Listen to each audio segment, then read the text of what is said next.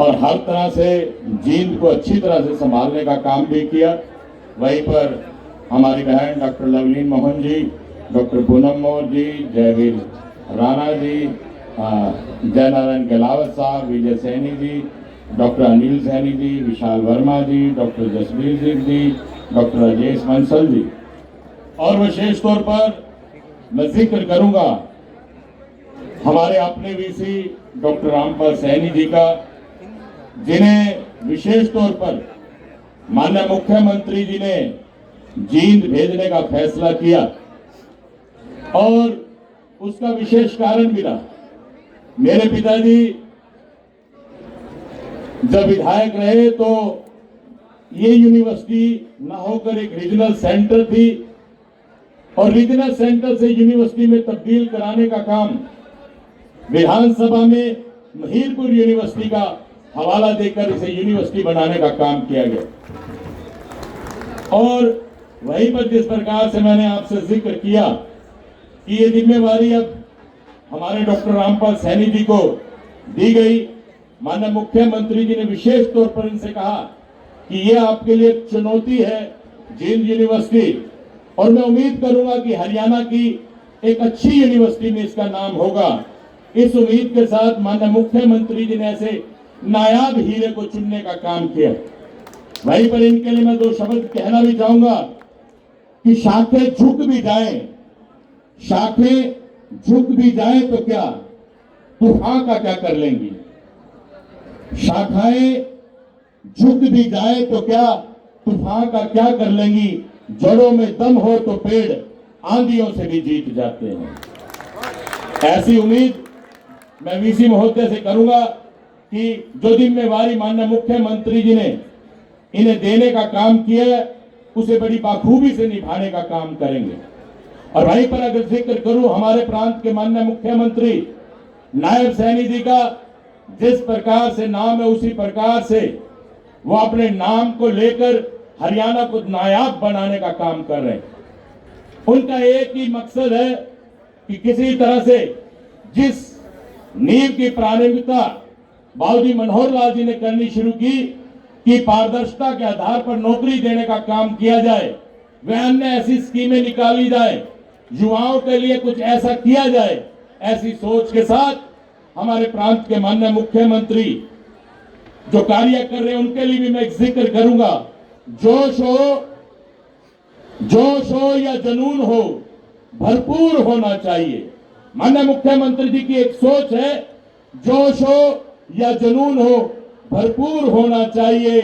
उम्र बीत गई दिन की, उम्र बीत गई दिन की, पत्थर तोड़ते तोड़ते अब उन हाथों में कोई नूर होना चाहिए।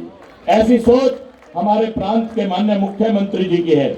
वहीं पर मैं आज आप सब युवाओं के लिए यही कहना चाहूंगा कि उफ पे लिखना है, उफ पे लिखना है तुमको हरियाणा का नया अफसाना, उफ पे लिखना है तुमको हरियाणा का नया अफसाना।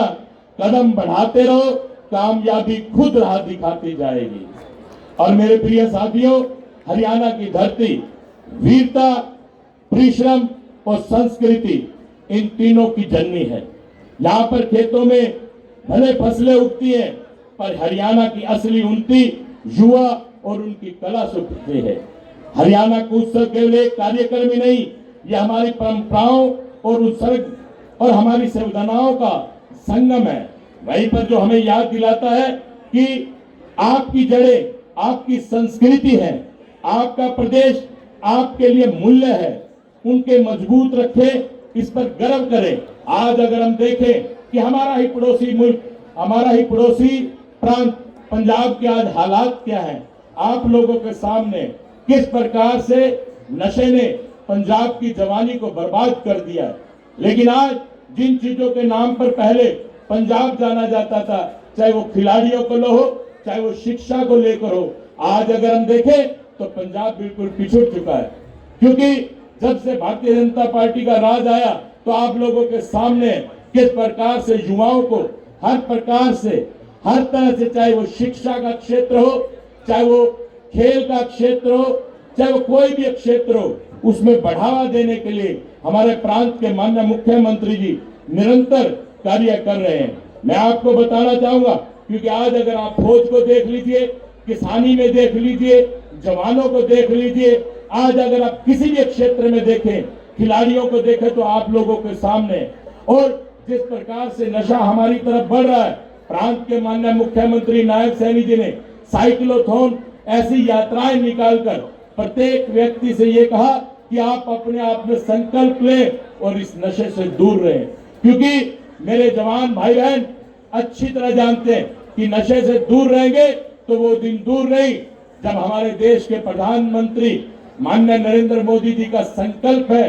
कि 2047 में से विकसित राष्ट्र बनाने का काम करूंगा।